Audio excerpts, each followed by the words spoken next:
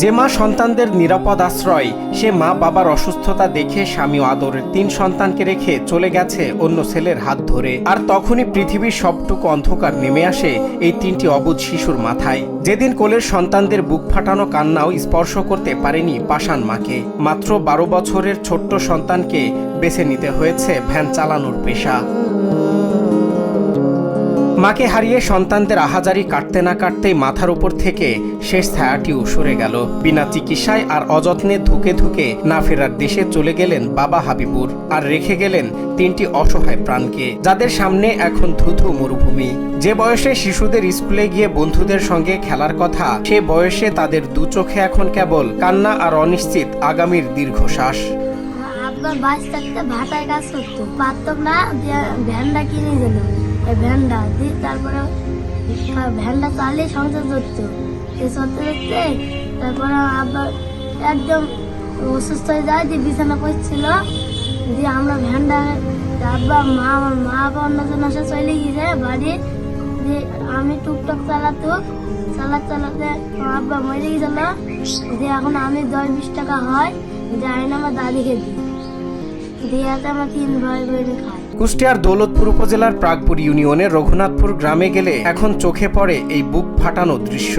মাত্র 12 বছরের বড় ছেলেটি এখন তার ছোট 2 ভাই বোনের জন্য একাধারে বাবা ও মা। পেটের দায়ে আর বেঁচে থাকার কঠিন তাগিদে তার ছোট্ট কাঁধে উঠেছে সংসারের ভারী দায়িত্ব।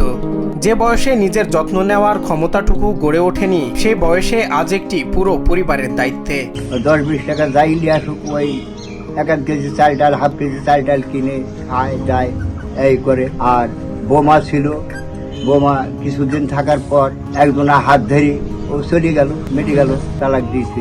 আপনার বিছনাগত হয়েছে, বুকের হাড় মার সব নষ্ট হয়ে গেছিল। সেই ইট কাটতে আর পারেনি, তারপরে ভ্যান চালায়, ভ্যানও আর পারলো না। তারপরে ওর ছেলিক যায়, ছেলেও উটুকুটুক করে আইনে 10-20 টাকা যাই হোক দেয়, ওই চাল ডাল কিনে কোনো রকম র্যান্ডি ফ্যান্ডি খায়।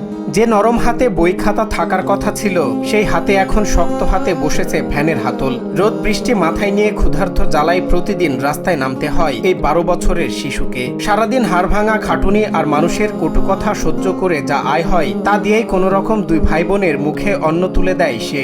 এখন ওই ছেলেটুক ভ্যান বয়, কোন দিন 20 টাকা, 30 টাকা, 40 টাকা হয়। ওয়াই কোনো মতে আদর্শে রাখবা, কোনো মতে টুকটাক 3টা ছেলে নিয়ে খাওয়ায়। আমরা ছেলের দাদা হলো বড় মানুষ, চলতে পারে না। দিন মজুরি খাইতে খাই যখন না পারলো, তখন একটা ভ্যান নিয়েছিল। সে ভ্যানের কিছু 2-20 টাকা যা ইনকাম করতো আর ঔষধি হইতো। আর 3টা ছেলে মেয়ে ছিল। তারপরে তার ফ্যামিলি, তার ওয়াইফ বুঝলো যে এর তো সাথে আমার দিন যাবে না। যখন আমার দেবর বিছনাগত হয়ে পড়ে গেল, তখন ও একটা বার লোকের সাথে সম্পর্ক করে তার সাথে চলে গেল। এদিকে স্থানীয় ইউপি চেয়ারম্যান এই অসহায় পরিবারটির বিষয়টি বলতেই দুঃখ প্রকাশ করেন। সে ওই বাপের রেখে যাওয়া ওই ভ্যানটা দিয়ে কোনো রকম ভ্যানটা চালিয়ে হয়তো ডেলি কত হয় ঠিক জানি না, 50-100 এরকম, এইটা নিয়ে কোনো রকম 3 ভাই বোন তার দাদিকে হয়তো দেয় ভ্যানের পরিচিত টাকা। তো তার দাদি রান্না বাড়া করে দেয়, তারা খায়। তো তারা খুবই চরম মানবতার জীবনযাপন করছে এবং এটা খুবই খুবই দুঃখজনক। ক্ষুধার তাড়নায় ভ্যান চালানো এই ছোট্ট বীরের লড়াই আমাদের সমাজের নিষ্ঠুর বাস্তবতাকে আঙ্গুল দিয়ে দেখিয়ে দিচ্ছে। আমাদের সামান্য সহানুভূতি আর একটু সহযোগিতার হাত বাড়িয়ে দিলেই হয়তো এই 3টি এতিম শিশুর জীবনে আবার ফিরে আসতে পারে নতুন আশার আলো।